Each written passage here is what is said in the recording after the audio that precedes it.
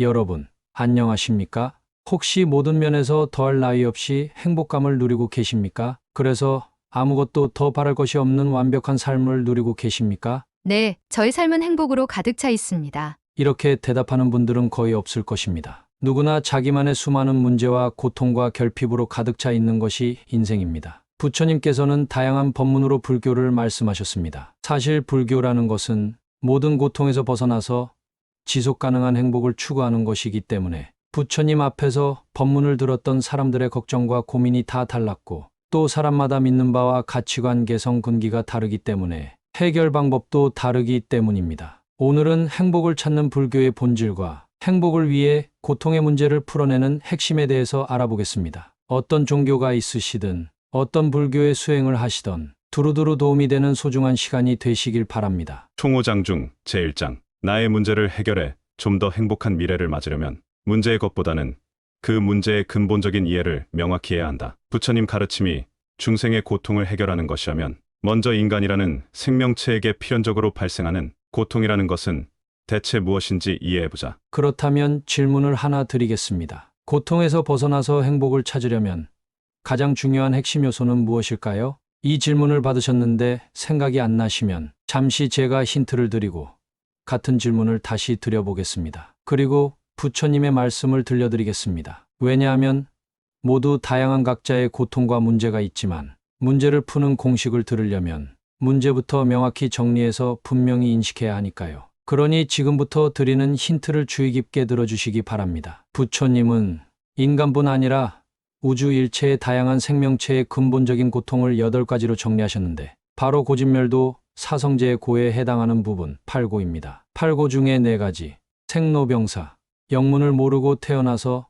까닭을 모르고 죽습니다. 젊을 때는 쌩쌩하다가 나이가 들면서 병이 들고 기력이 쇠해집니다. 대부분은 그에 대해 의문을 품지 않고 다른 사람도 다 그러니 나도 그냥 그런가 보다라고 생각합니다. 8고 중에 나머지 4가지 구부득고 평생을 무언가를 필요해서 구하면서 살아가는데 아무리 부자거나 아무리 가난한 사람이라도 모두 결핍감에 시달립니다. 원중애고 애별리고 평생을 내가 좋아하는 사람들의 애착을 가지고 서로 돌보고 내가 좋아하던 대상들과 반드시 헤어지면서 슬퍼합니다. 나와 생각이 맞지 않거나 이해관계가 충돌나는 사람들과 대립합니다. 그 이유는 사람마다 다르지만 전부 자신의 이유가 합당하거나 어쩔 수 없다고 생각합니다. 오음치성고, 존재의 구성 자체가 고통을 유발한다는 것인데 조금 어려워서 오늘은 넘어가겠습니다. 요즘 불교 강의를 보면 대부분이 8고 중에 원증애고, 애별리고 같이 심리적인 문제의 일부를 다루는 면에 집중되어 있습니다. 일상적으로 살아가다가 주변 사람 때문에 마음에 맺힌 분노나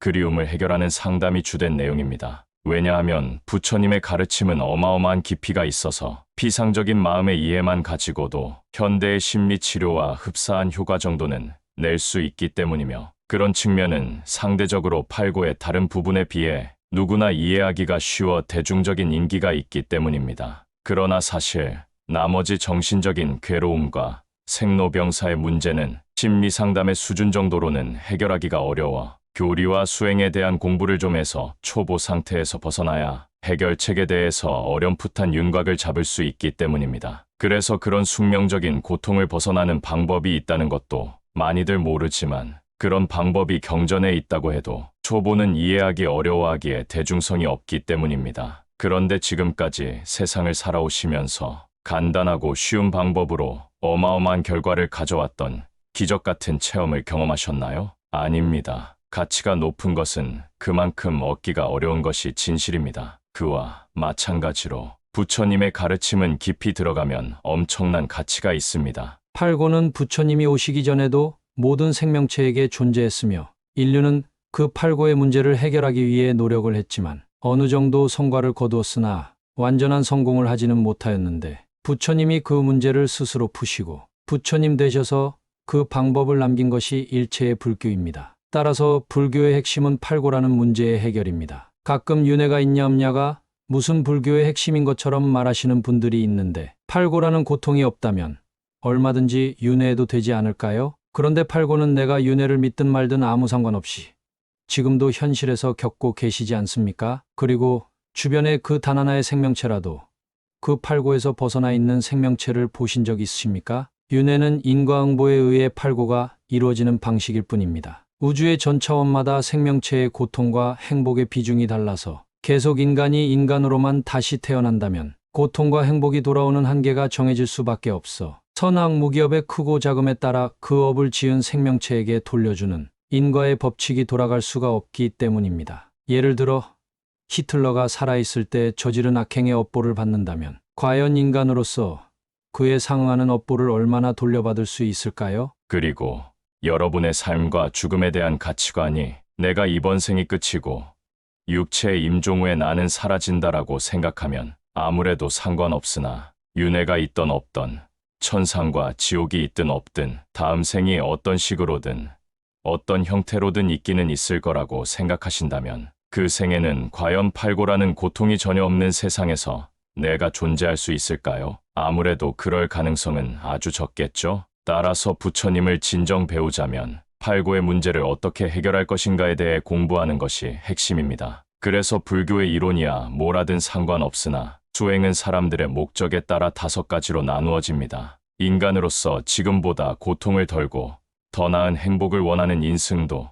임종 후 인간보다 더 나은 상위 생명체로 태어나겠다는 천승도, 천상 세계도 인간 세계보다는 행복하지만 그래도 윤회하며 팔고를 겪는 것은 마찬가지이니 그마저도 해탈하겠다는 성문도, 일체 우주의 법칙과 진리를 깨닫겠다는 영각도, 나의 문제를 해결하고 다른 생명체의 모든 문제를 해결하기 위하여 마침내 부처님이 되겠다는 대승보살도 5가지입니다. 지금보다 더 나은 인간, 천인, 해탈, 깨달음, 전우주에서 가장 자비심이 깊고 능력이 뛰어난 존재, 보셨다시피 단계별로 올라갈 수밖에 없습니다. 불교의 수행경지는 윗단계로 올라갈수록 자신의 팔고가 조금씩 해결되고 마침내 자신의 문제를 해탈한 대승보살도에서는 다른 생명체의 팔고의 문제까지 해결해주는 구조이기 때문입니다. 그리고 경전은 말합니다. 교리 공부와 수행은 오래 걸리기 때문에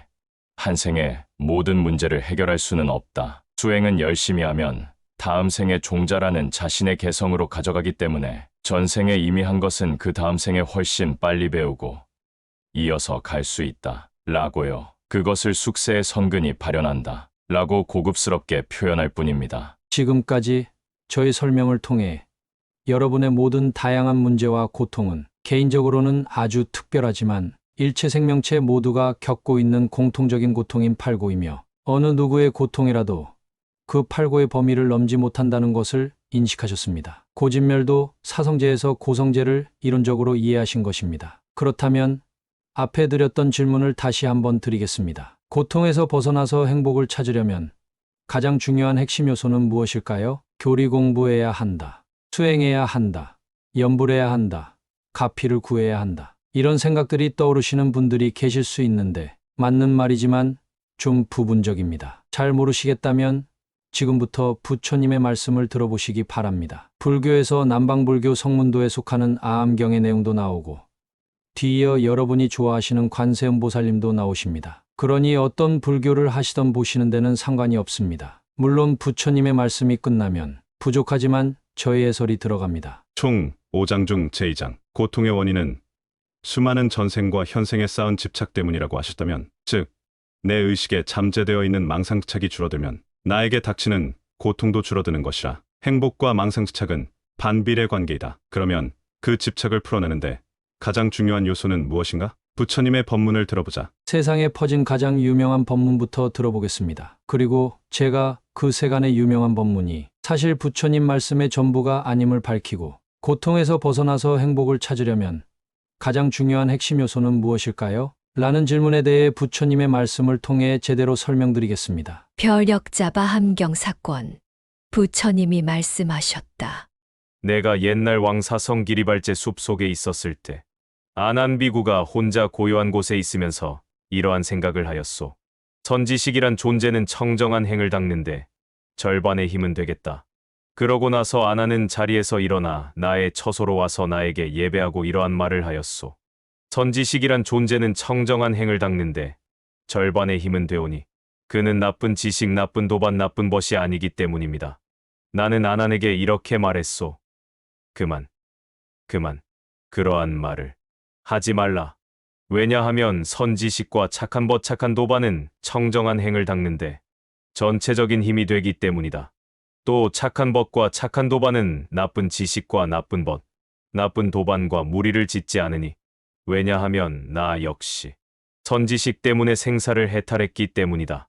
그러므로 선지식이란 존재는 청정한 행을 닦는데 전체적인 힘이 된다는 걸 반드시 알아야 하며 그러한 일을 잘 분별해서 알아야 한다.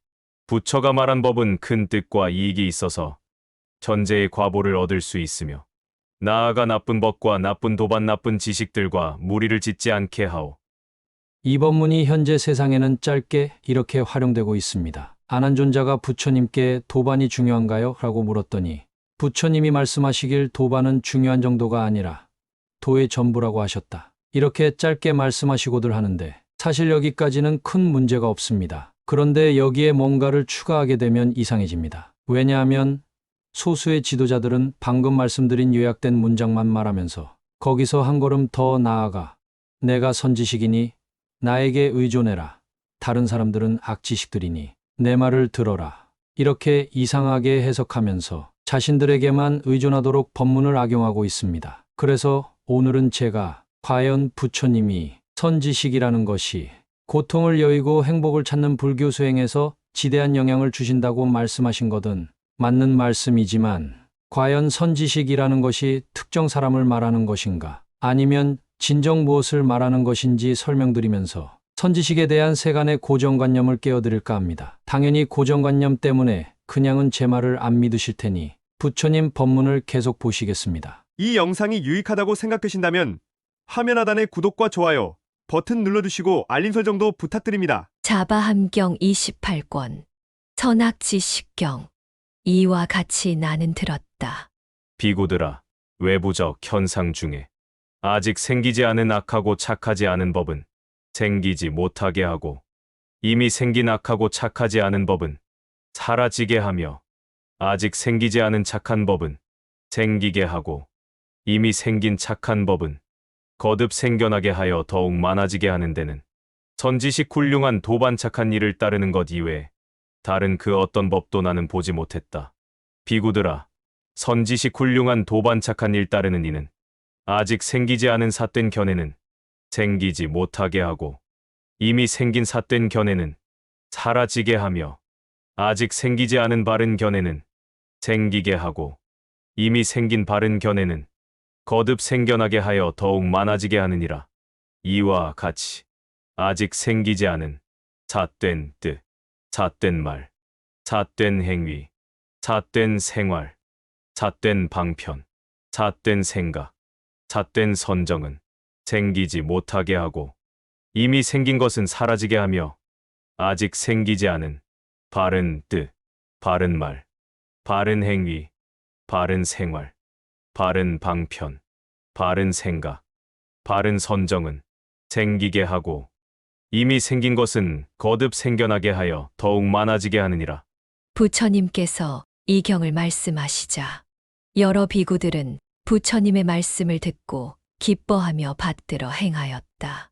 보셨다시피 앞 경전에서는 부처님을 예로 들어 선생이나 사부의 역할로서의 선지식만을 말씀하셨지만 이 경전에서는 의미가 보다 확장되었습니다. 악지식 나쁜 도반 나쁜 일을 따르는 것은 하지 말고 선지식 훌륭한 도반 착한 일을 따르는 것은 꼭 해야 된다. 이렇게 말씀하시면서 구체적으로 뭐가 선지식인지 악지식인지 나쁜지 훌륭한지 그에 대한 판단은 스스로 공부하거나 배우는 가르침이 사정군의 마음 닦는 법과 팔정도의 수행 원리에 맞느냐 안 맞느냐로 판단하라고 말씀하신 것입니다. 사정근과 칠각지에 대해서는 제가 다음 장에 자세히 풀어드릴 테니 처음 들으시는 분은 일단은 넘어가시기 바랍니다. 대승불교, 남방불교, 밀교 할 것 없이 수행 방법은 84,000가지가 있으나 그 원리는 37조 도품을 벗어나지 못합니다. 그 원리에 맞으면 올바른 방법이고 그 원리에 어긋나면 제 아무리 유명한 사람이 말했다 하더라도 올바르지 않는 방법입니다. 사정근과 팔정도는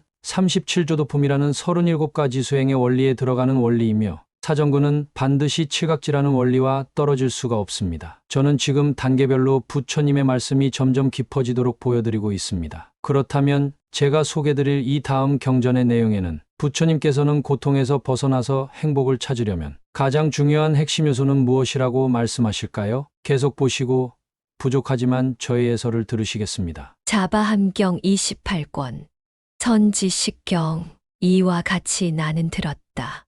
어느 때 부처님께서 왕사성 협곡정사에 계셨다. 그때 존자 아난도 거기에 머물고 있었다. 이때 존자 아난은 혼자 고요한 곳에서 선정에 들어 이렇게 생각하였다. 범행을 하는 데 있어서 그 절반은 이른바 선지식 훌륭한 도반 착한 일을 따르는 이요. 악지식 나쁜 도반 나쁜 일을 따르는 이가 아니다. 이때 존자 아난이 선정에서 깨어나 부처님께서 계신 곳으로 나아가 머리를 조아려 발에 예배하고 한쪽에 물러나 앉아서 부처님께 여쭈었다.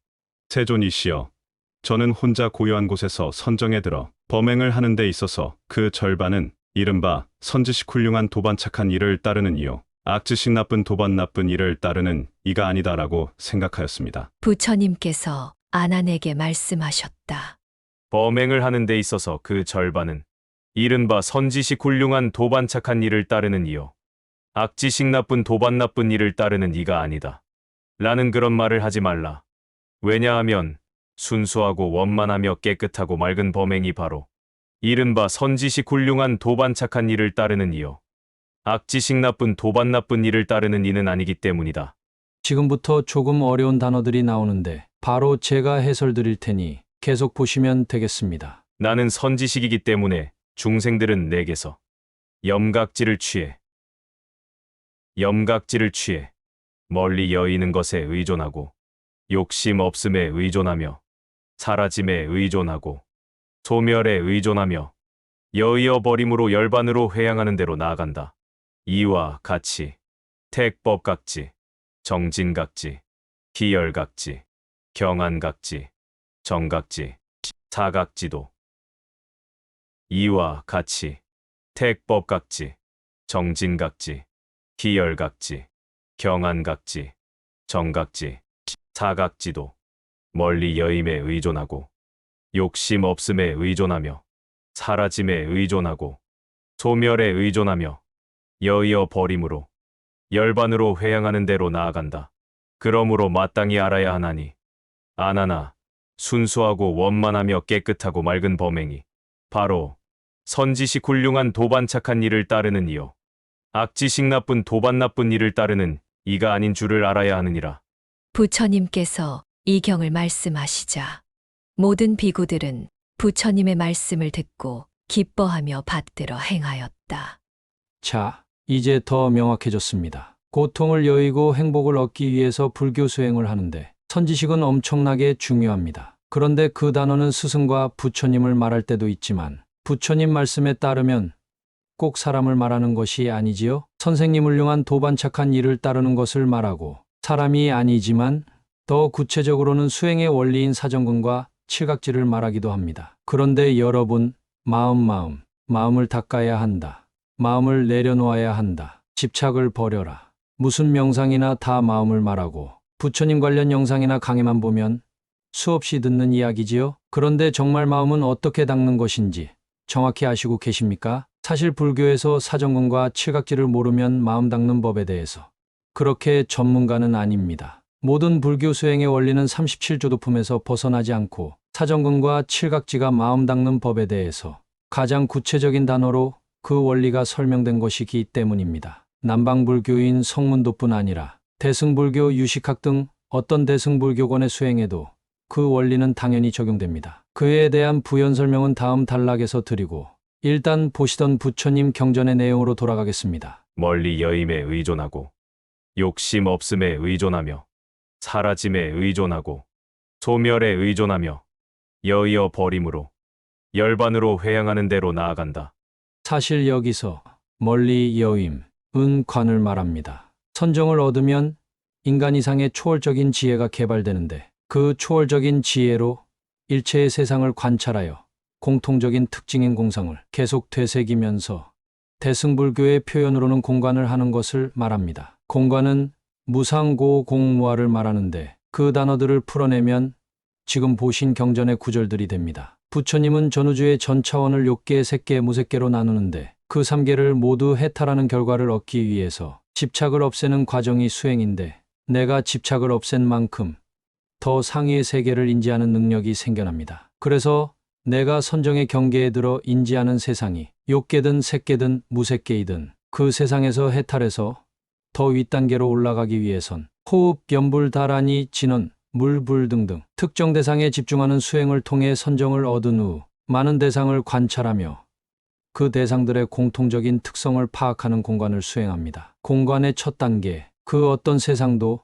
모든 것이 원인과 조건에 의해 끊임없이 변하는구나. 그것이 관무상, 즉 무상을 관찰한다는 것입니다. 두 번째 단계, 일체는 무상하니 일체는 스스로 존재할 수 없구나. 무자성이구나. 그것이 관무아입니다. 세 번째 단계, 모든 것이 무아이고 무상하니 영원한 행복을 바랄 수가 없구나. 일체는 고통의 세계이구나 하면서 선정속이던 선정받기던 일체의 대상에 대한 덧없음을 진정으로 느끼면 점점 전생과 현생의 집착들이 옅어지기 시작하면서 그 윗단계의 세계를 인지하게 됩니다. 마지막 단계, 그런 식으로 모든 세계를 점차 위로 올라가면서 해탈하다 보면 더 이상이 없는 단계가 옵니다. 그것이 멸, 즉 성문도 아라한도에서의 열반입니다. 즉 수행을 정말 간단하게 요약하면 수행자가 인지하는 수행의 경계가 높아지려면 대상에 대한 집중을 더 강하게 더 오래 유지해서 선정을 얻는 것과 그 선정의 결과로 마음 안으로 점점 파고 들어가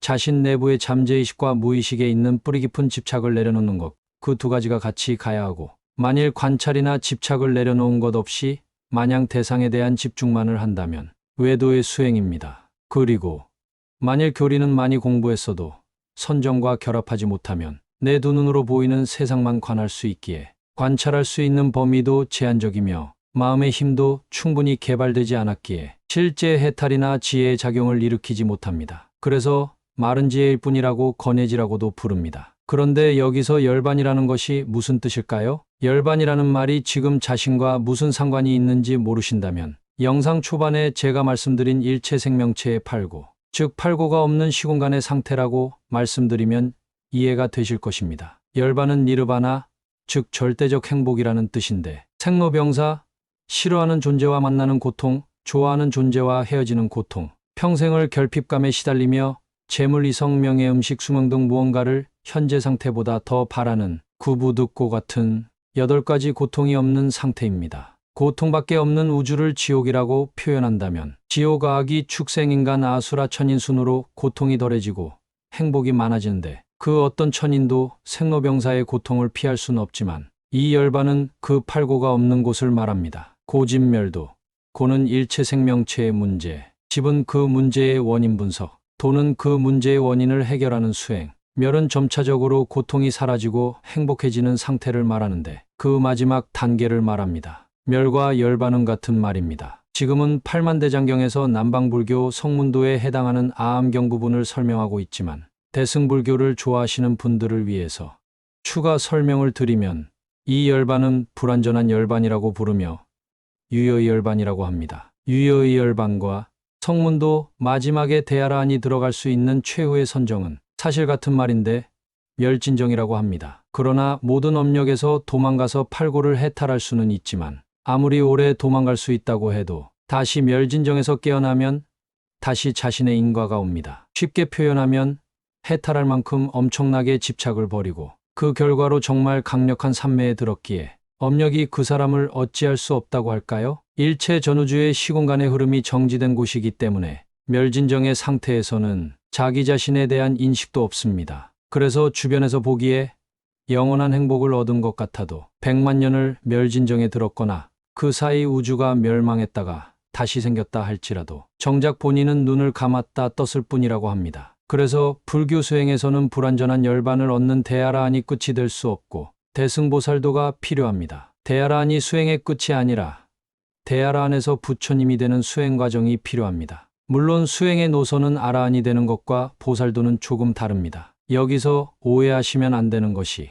대승보살도의 수행 체계는 52단계나 되지만 모든 수행 단계가 아라함보다 높은 것은 절대 아닙니다. 대승보살도의 경전은 가능한 한 많은 중생들에게 부처님의 가르침을 펼친다는 것이 목적이라 유효열반을 목적으로 하는 아라함보다 훨씬 쉬운 내용도 있고 이미 아라한을 이룬 사람들도 배워야 하는 아주 어려운 내용까지 정말 수준이 다양하기 때문에 자신의 종파의 소위경전이나 한두 권의 경전을 보고 그 경전만으로 대승보살도를 규정지어 말할 수는 없습니다. 그래서 대승경전을 보는 분들이 엄청나게 내용을 헷갈려 하시고 아예 경전을 안 보시는 분들도 계십니다. 그래서 마음 닦는 손오공 채널에서는 불교에 관심이 있거나 불교를 조금 더 깊이 들어가기 위해 양질의 믿을 만한 경전들을 소개드리고 본질을 흐리지 않는 한도 내에서 최대한 이해하기 쉽게 정리해서 전달하고 있습니다. 총 5장 중 제3장 마음의 집착을 풀어내야 한다는 것을 이해하였다. 그렇다면 마음하면서 마음을 닦아야 한다고 하거나 마음을 내려놓으라고들 하는데 도대체 마음은 어떻게 내려놓는 것인가? 부처님의 법문을 들어보자. 오늘 보신 부처님의 법문에서 핵심 구절을 정리하겠습니다. 순수하고 원만하며 깨끗하고 맑은 범행과 관련한 모든 것이 선지식이다. 부처님의 가르침으로 차례대로 칠각지를 취하라. 염각지, 택법각지, 정진각지, 희각지, 경안각지, 정각지, 사각지.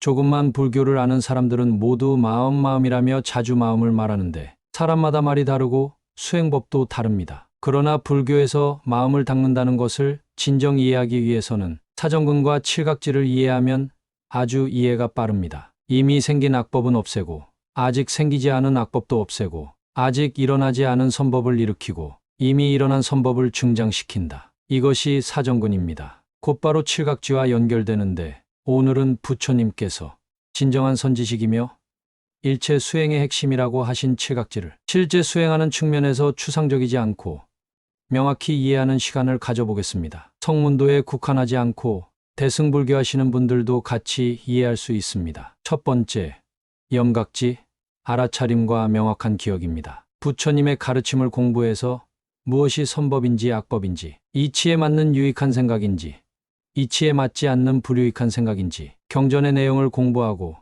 이해해서 자기 것으로 만든 지식이 있어야 합니다. 그래서 일상이나 수행 중에 나의 생각과 습관보다 그 지식을 적용할 준비가 되어 있어야 합니다. 그래서 상황이 발생하면 알아차리고 가르침을 적용할 수 있습니다. 그래서 염각지는 교리 공부가 없어 무엇이 선인지 악인지 모르면 실천이 불가능합니다. 그래서 부처님이 경전에서 중생들은 자신에게서 염각지를 취한다라고 하신 것입니다. 우리에게는 부처님의 가르침이 남아있는 팔만대장경이 바로 염각지를 취할 수 있는 소재가 됩니다. 그래야 거기에 맞는 상황에 대한 알아차림이 일어나지요. 두 번째, 택법각지는 드디어 선악무기업 중에 무엇이 내가 닥친 상황에서 선한 생각과 말과 행위인지 선택합니다. 판단 기준은 내가 세운 원력에 맞는지 안 맞는지도 될 수 있고 목표를 위해 하지 말아야 할 것과 해야 할 것인 행동 강령, 즉 계율에 맞는지 안 맞는지도 될 수 있고 부처님의 교리에 비추어 뭐가 옳은 행동인지에 대한 정사유에 의한 사리 판단을 말합니다. 세 번째, 정진각지는 성실함을 말하는데 자신이 닥친 상황에서 교리를 적용한 알아차림을 일으키지 못하거나 상황에서 적용할 부처님의 교리가 생각이 안 나거나 그 두 가지가 충족되었어도 사실 악한 행위나 습관적 행위에 의해 잘못된 판단을 내릴 수 있습니다. 그래서 꾸준한 시행착오의 과정인 정진이 필요합니다. 희안정사. 네 번째, 희각지.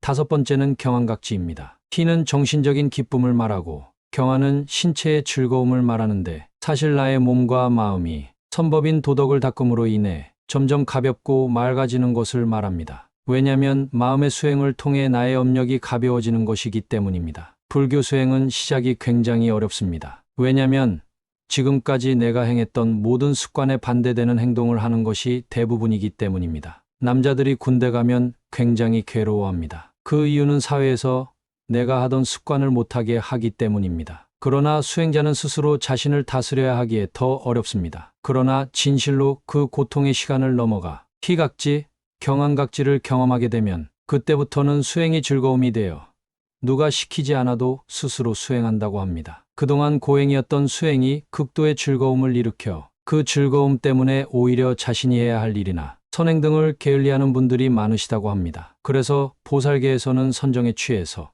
타 생명체를 돌보는 행위에 게으르지 말라는 조목이 있다고 합니다. 6번째, 정각지가 있는데 일체의 선정을 말합니다. 아직은 정식의 선정으로 인정되지 않는 지의 수준부터 정식 선정으로 인정되는 색계경지의 초선, 그리고 초선부터 수많은 층차의 선정의 수준이 있는데 대소승 공통을 막론하고 수많은 선정이 있지만 표준적인 기준은 구차 제정을 말할 수 있습니다. 그러나 지금은 법도 많이 흐려지고 중생의 근기가 좋지 않은 시대라 초선 이상의 선정에 들어가기가 매우 어려운 시대입니다.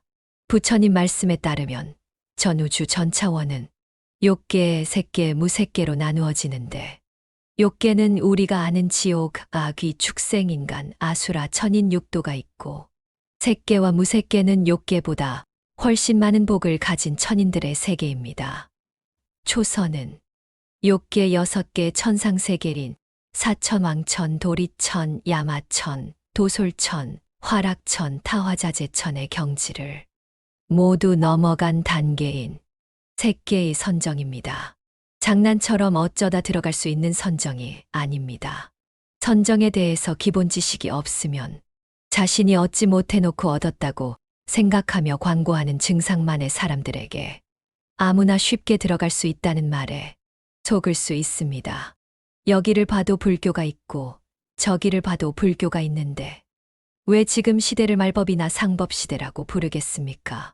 뭔가 이상하지 않습니까? 그 이유를 돌려 말하지 않고 직접적으로 말하면 선정이 뭔지 제대로 모르는 사람이 태반이고 깨달음이 정확히 무엇이며 깨달으면 뭘 할 수 있는지 모르는 사람이 태반인 상황에서 사람들이 경전을 읽기 귀찮거나 먼저 지레 어렵다고 생각해서 경전을 잘 보지 않는 점을 이용해서 부처님의 가르침을 자기식대로 변형시켜 해설하며 너무나 쉽게 선정이나 깨달음을 자기 마음대로 해석해서 말하는 사람이 많은데 그런 이론일수록 초보자가 듣기에는 쉽게 들리기 때문입니다. 어려운 내용을 본질을 흐리지 않으면서도 쉽게 말해야 좋은 법문이지. 어려운 내용은 대중성이 없으니 다 피하고 이해하기 쉽게만 수준을 낮추어 하는 법문은 좋은 법문이 아닙니다. 그런 사람들이 스스로 선지식이라고 말하며 오늘 소개드린 부처님의 법문을 이용하여 자신들에게 의존하라고 말하는데 그래서 보다 못해 부족하지만 저라도 선지식이란 대체 무엇을 말하는 것인지에 대해 부처님의 말씀을 근거로 제대로 아는데 조금이라도 도움이 되고자 오늘의 영상을 만들게 된 것입니다. 오늘은 칠각지를 설명하는 시간이라 사람들이 어려워할 것을 알면서도 칠각지의 마지막인 사각지를 설명하기 위해서는 선정에 대해서 어쩔 수 없이 설명할 수밖에 없습니다. 그러나 본질을 흐리지 않으면서도 그런 높은 경지에 못 들어도 충분히 도움이 되게끔 최대한 쉽게 설명드리겠습니다. 7번째, 사각지, 내려놓음, 버림을 말합니다. 무엇을 버린다는 뜻일까요? 당연히 집착이겠지만 구체적으로 무슨 의미일까요? 불교의 선정은 우주의 천상세계를 기준으로 나누어지는데 부처님의 말씀에 따르면 전우주의 전차원은 욕계, 색계, 무색계로 나누어져 있다고 합니다. 그 유명한 3계는 욕계, 색계, 무색계를 말합니다. 그 중에 욕계는 지옥, 악귀, 축생, 인간, 아수라, 천인, 육도가 있고 색계와 무색계는 욕계의 천인보다 훨씬 수준이 높은 천인들의 세상입니다. 그 색계에는 천상세계가 18천이 있고 무색계는 몸이 없는 천인들의 세계입니다. 그래서 불교의 선정의 수준은 그 선정의 경지가 어느 차원의 천인의 수준과 비슷해지느냐에 따라 그 등급이 정해지게 되고 수행자에게는 단계별 수행 목표가 되는 것입니다. 그래서 천상세계에 대해서도 공부해야 하는데 그 방법을 염천이라고 하며 불교에서 꼭 해야 하는 올바른 10가지 생각 중에 한 가지에 속합니다. 그런데 구차제정은 시작부터 색계와 무색계 선정을 말하기 때문에 평범한 사람의 선정과는 거리가 멀고 지금 현대에는 구차제정보다 아래인 욕계정, 즉 욕계천 수준의 선정을 얻어도 엄청난 수준에 속합니다. 욕계정도 6단계가 있고 그 욕계정을 차례로 다 초월해야 색계정인 초선에 들어갈 수 있습니다. 따라서 칠각지의 6번째에 해당하는 정각지도 욕계천 6단계, 미도지정, 색계천 초선 2선, 3선, 4선의 각각의 3단계씩 3곱하기4 그래서 총 12단계, 무색계천 4단계, 다 합쳐서 최소한 23단계가 있음을 알 수 있습니다. 그래서 선정에 들어갔어도 더 윗단계로 올라가려면 아랫단계의 선정을 내려놓아야 합니다. 그래서 사각지를 정각지 다음에 두고 내려놓는다는 뜻의 단어를 쓴 것입니다. 다시 한번 부연 설명드리면 7번째 사각지, 내려놓음, 버림을 말합니다. 드디어 내려놓음을 말할 수 있습니다. 얼마나 마음을 내려놓을 수 있는가가 그 수행자의 선정력인데, 그래서 더 윗단계로 올라가려면 아랫단계의 선정을 내려놓아야 합니다. 그래서 내려놓고 올라가고 내려놓고 올라가다 보면 모든 집착이 소멸된 경지인 멸진정을 얻고 그것이 유효의 열반이 되는 것입니다. 그래서 사라는 단계는 한 단계만 있는 것이 아니고 무수히 많은 단계가 있는 것입니다. 전문 수행자의 영역이 나에게 무슨 도움이 되는지 모르시는 분들을 위해 일반 사람들이 쉽게 이해할 수 있도록 칠각지의 후반부인 정각지와 사각지를 설명해 보겠습니다. 쉽게 설명드리면 마음의 역량의 극과 극을 수련하는 것입니다. 정각지는 완전 몰입 상태, 즉 어떤 일을 집중하고 몰입해서 끝까지 해내는 일. 사각지는 완전 평정 상태, 즉 어떤 일에 아예 무관심하고 평온하게 상관하지 않는 일. 이 두 가지를 마음대로 왔다 갔다 할 수 있다면 마음의 힘을 진정 개발한 사람입니다. 어렵게 생각할 필요 없습니다. 어린아이를 보는 어머니는 아이에 대한 생각이 하루 종일 마음에 걸려 있습니다. 사업하는 사람은 중요한 계약건이 하루 종일 마음에 걸려 있습니다. 어떤 주제에 대해 강력한 몰입이 필요할 때는 강력하게 몰입하고, 어떤 주제가 불필요하다고 생각이 들면 완전 내려놓을 수 있는 통제력. 평생 누구나 조금씩은 개발하는 역량이지만 불교 수행은 전문적으로 연구해서 전문적으로 할 뿐입니다. 그러나 누구나 조금씩 할 수는 있지만 잘하기는 어려운데, 왜냐하면 일반적인 사람의 마음은 수많은 일에 마음이 분산되어 매여 있어 집중이 되지 않으며 그 수많은 일에 일어나는 생각들도 이 두 가지가 아닌 어중간한 상태에 있습니다. 몰입하지도 못하고 내려놓지도 못하는 어중간한 상태입니다. 그러니 마음을 닦는 불교에서는 먼저 수많은 일에 매여 있는 마음을 하나의 대상에 매어 통일하고, 그 통일된 마음을 어떤 일에 몰입하는 힘과 어떤 것을 놓아버리는 정반대의 힘으로 마음의 양면을 훈련하는 것입니다. 해탈과 열반을 닦는 성문도의 경전에는 한자로 버릴사라는 단어로 쓰지만 대승불교에선 공이라는 단어로 씁니다. 공은 경전과 맥락에 따라 수많은 의미가 있지만 이 칠각지와 일치하는 의미의 공은 마음의 본체인 진공을 말하는 것이 아니라 대상을 붙잡고 수행하는 유의법이라는 수행의 극한에 이르러 이제는 그 선정까지 내려놓아 무아의 경지를 얻는 공, 즉 신법으로서의 공을 말합니다. 염, 택법, 정진, 이, 안정사. 7단계 중에 사는 7번째인데 앞 단계들인 6단계가 없으면 성립이 되지 않습니다. 따라서 염할 것도 많고 택법할 것도 많고 선정도 수많은 선정이 있으니 사도 수많은 단계와 다양한 종류의 사가 있을 수밖에 없겠지요. 최종 단계에서도 금강경에서 나온 비유처럼 뗏목을 고해를 건너는 방편으로 활용했어도 고해를 건너 이제 언덕을 올라간다면 기존에 타고 강을 건넜던 뗏목은 장애가 되듯이 집중을 유지하는 선정수련의 끝도 이제 대상을 활용해 정신통일을 얻었다면 그 대상을 내려놓는 단계가 필수입니다. 그 다음 단계로 올라가기 위해 내려놓든가 아니면 다른 종류의 번뇌를 해결하기 위해 다른 집중수행을 해야 하니까요. 총 5장 중 제4장. 불교는 일체 생명체의 고통을 다루는 것이고 그 고통의 원인은 전연생의 집착이며, 그래서 수행과 선행이란 내 마음속에 그 전연생의 집착들을 풀어내는 것이고 사정근과 칠각지가 그 방법임을 알았다. 그러나 지금까지 본 경전은 성문도의 경전이었는데 혹시 대승보살도 경전에 나온 같은 표현은 없을까? 관세음보살님의 말씀을 들어보자. 대승불교는 인승도, 천승도, 성문도, 영각도, 보살도 모든 근기를 다 포괄하는 정말 큰 불교입니다. 그래서 당연히 성문도의 내용도 나오거나 그 수준을 뛰어넘습니다. 여러분이 알고 계시는 천수경의 원본 경전인 천수천왕관세음보살 광대원만무에 대비심 다란이경에서는 신묘장구대 다란이를 외울 때 관세음보살님이 나를 따라 먼저 16가지 서원을 세우라고 하십니다. 16가지 서원 중에서 9번째 서원에는 무의사라는 단어가 나옵니다. 잠시 그 부분을 보시겠습니다. 만일 비구비구니우바 세우바 이동남동녀가 이 주를 지송하고자 하면 모든 중생에게 자비한 마음을 일으키고 먼저 저를 따라서 이렇게 원을 세워야 합니다. 대자대비하신 관세음보살님께 귀의하며 보살님을 따라 서원을 세웁니다. 8번째 서원. 일체 중생이 모두 열반산에 빨리 올라가기를 바랍니다. 대자대비하신 관세음보살님께 귀의하며 보살님을 따라 서원을 세웁니다. 9번째 서원. 일체 중생이 모두 무의사에 속히 들어지기를 바랍니다. 오늘 칠각지의 사해에 대한 해설을 들으셨으니 사라는 단어가 불교에서 말하는 마음을 내려놓다라는 단어에 해당하는 용어임을 이해하셨고, 무의는 두 가지 의미가 있는데 첫 번째는 유의법이 극한에 이른 경지를 말합니다. 즉 최대한 수행자가 노력을 하고 또 하다가 이제는 자동으로 실천하게 되는 수행의 경지를 말하거나, 두 번째는 큰 깨달음의 경지에서 저절로 일어나는 심신수양을 말합니다. 성문도에서는 열반의 경지를 말하거나 대승불교에서는 마음의 본체의 진공묘유를 말합니다. 그런데 8번째 서원에서 이미 열반에 대해 말씀하셨으니 그 다음 단계인 성문도의 유효의 열반을 넘어 일체 생명체의 마음의 본체와 합일된 큰 깨달음에서 일어나는 반야지혜의 작용을 말한다고 보는 것이 타당할 것입니다. 반야는 지혜인데 왜 선정을 말하냐고요? 반야지혜는 5종 반야가 있는데 그 중에 하나는 권속반야가 있습니다. 마치 세계 최고의 물리학자는 언어, 수학, 논리가 모두 되어야 가능하듯이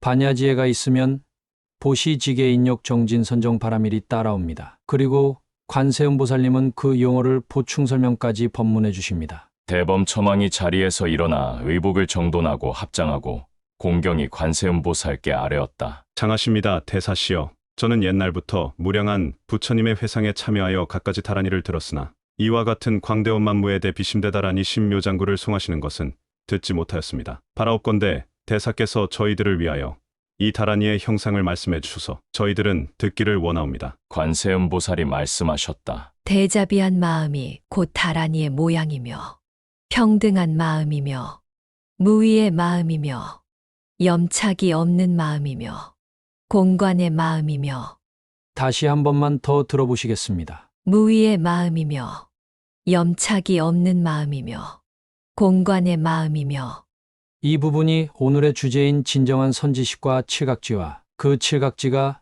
최대한으로 수행되어 큰 깨달음을 얻은 이후에 9번째 서원에 등장했던 무의사와 연관 있는 부분입니다. 위 세 줄을 이해하시면 오늘의 영상을 제대로 보신 것입니다. 무의나 열반은 무엇인지, 집착망상은 어떻게 내려놓는지, 공관은 어떻게 하는지 앞장에서 설명을 들으셨으니까요. 생각이 안 나도 걱정할 것 없습니다. 원래부터 알았던 사람이 어디 있습니까? 잘 모르시겠으면 다음 장에 보충 설명이 더 나오니 계속 보시고, 이 세 가지를 이해하시고 싶으시다면 영상을 처음부터 다시 돌려보시면 됩니다. 이 영상이 다라니를 제대로 하시고 싶은 분들이나 더 깊은 마음 공부로 나아가고 싶은 분들에게 조금이라도 도움이 되시길 바랍니다. 그리고 관세음보살님은 다음과 같이 말씀하십니다. 이러한 마음들이 곧 이 다라니의 형상임을 알아야 한다. 그대들은 반드시 이에 의지하여 수행하여라.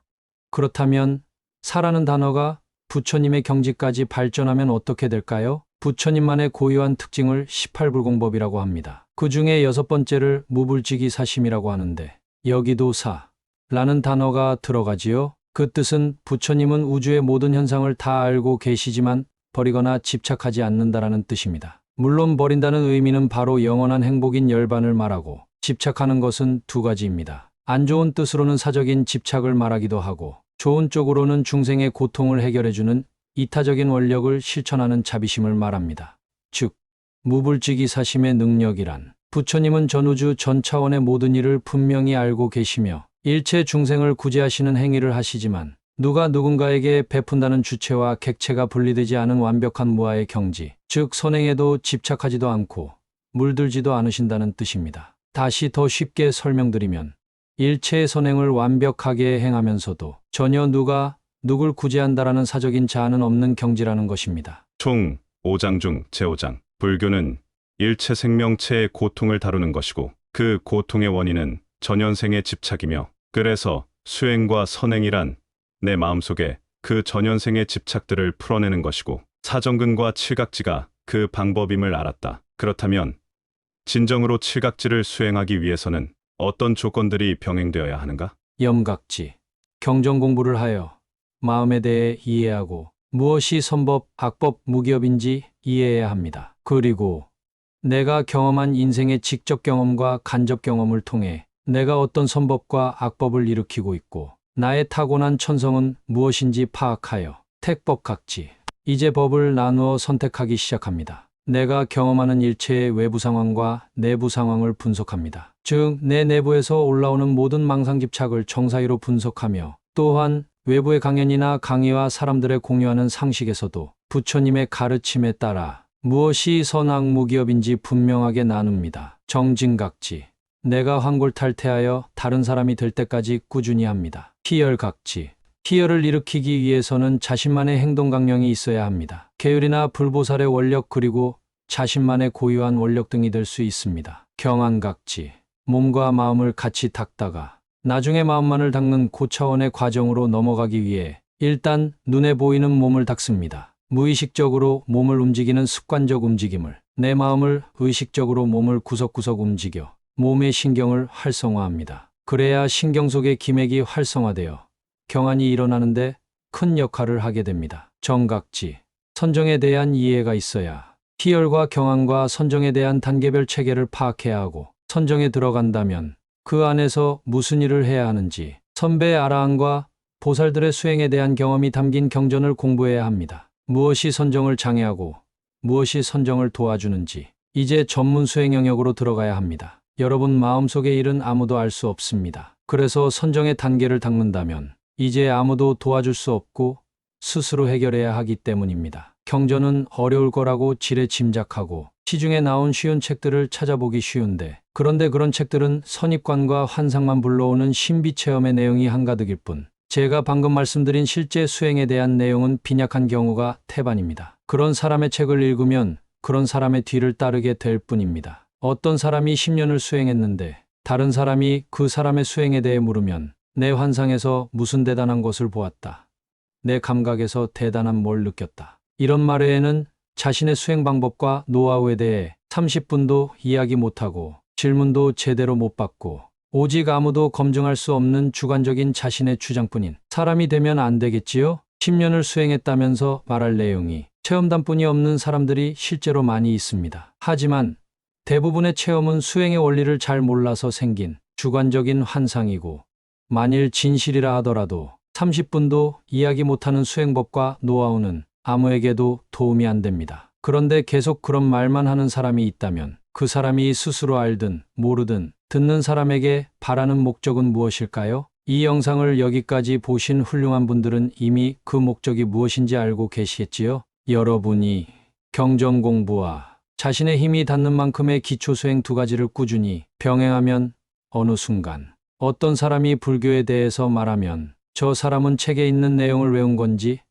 실제 이해한 건지 구분이 되고 저 사람은 실제 수행을 하는 사람인지 수행을 하고 있다는 환상 속에 사는 건지 저 사람은 이미 길을 잘못 들었는지 잘 가고 계시는지 구분이 되는 눈이 서서히 생기기 시작할 것입니다. 왜냐고요?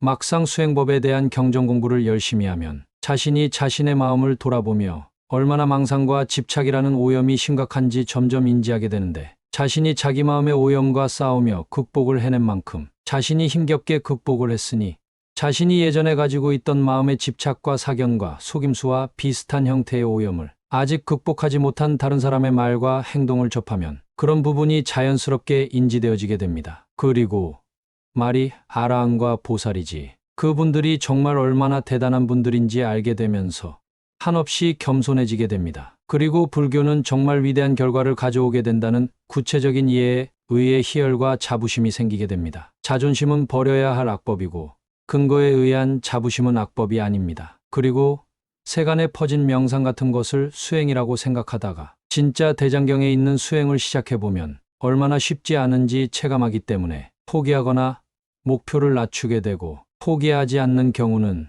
나 자신의 외부적 조건과 내부적 조건을 수행하기 위한 조건들에 맞추기 위해 기본적인 공부를 다시 시작할 수밖에 없습니다. 난이도를 10이라 생각할 때의 준비와 난이도를 100이라 생각할 때의 준비 과정은 엄연히 다르니까요. 왜냐고요?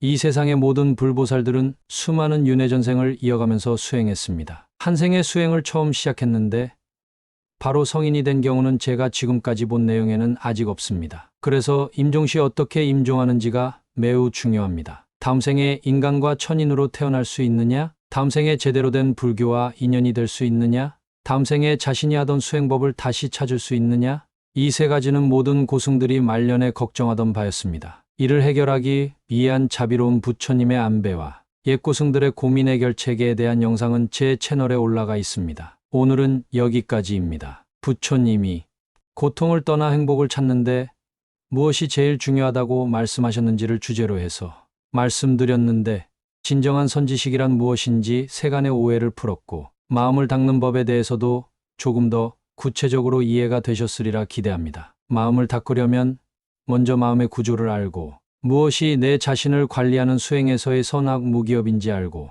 또 무엇이 대인관계를 요하는 선행공덕을 쌓는 면에서 선악 무기업인지 알아야 합니다. 그래서 부처님이 안 계신 지금 일반적인 수준을 넘어가려면 경전 공부는 선택이 아닌 필수입니다. 그래서 오늘은 조금 많은 내용을 담았는데 제 딴에는 최대한 쉽게 설명한다고 했지만 초보자가 보기엔 너무 내용이 많이 담겨서 너무 어렵다고 생각할까봐 좀 걱정스러운 면도 있는데 본질을 흐리지 않기 위해선 이 정도는 설명해야 한다고 판단했습니다. 여기까지 보셨다면 정말 대단하시다고 볼 수 있습니다. 영상을 반복해서 돌려보시다 보면 점점 이해가 깊어지실 겁니다. 마음 닦는 손오공 채널은 부처님을 비롯한 성인이 남긴 심신수양의 기록들을 연구하여 사람들이 추상적으로 생각하거나 잘못 알고 있는 개념 속에서 스스로 중심을 잡으실 수 있도록 본질을 흐리지 않는 선에서 현대인이 이해하기 쉽게끔 실용적인 원리를 정리해서 전달하고 있습니다. 선행하는 사람을 돕는 것도 누구나 지금 당장 할 수 있는 가장 쉬운 선행입니다. 화면 하단의 왼쪽에는 멤버십 가입 버튼이 있고 오른쪽에는 슈퍼생스가 있습니다. 여유가 되시는 분들의 작은 후원은 더욱더 정성이 들어간 영상을 제작하는데 큰 힘이 됩니다. 제 채널인 마음 닦는 손오공에 대한 많은 성원 부탁드리겠습니다.